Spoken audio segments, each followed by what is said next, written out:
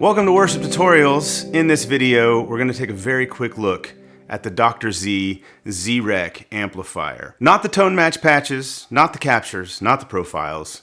You're going to hear the real amp, microphones on the cabinet. This thing is loud and it sounds glorious, and we want to share it with you. Two things though, right off the top. We do have tone match patches and captures and profiles of this amp. You can get all of that linked below for Line 6, Fractal, Kemper, and soon Quad Cortex hardware. We also have a more fully featured deep dive video on this amp on our WT Tone channel. We go way in depth. We even compare it to our vintage 1964 AC30. Link below for that as well.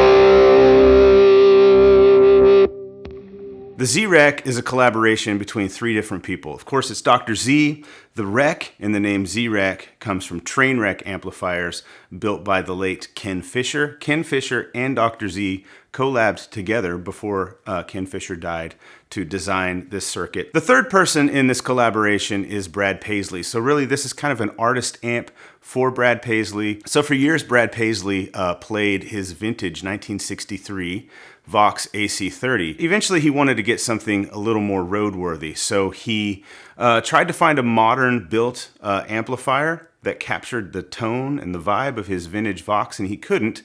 Finally, he played a Dr. Z that had it for him.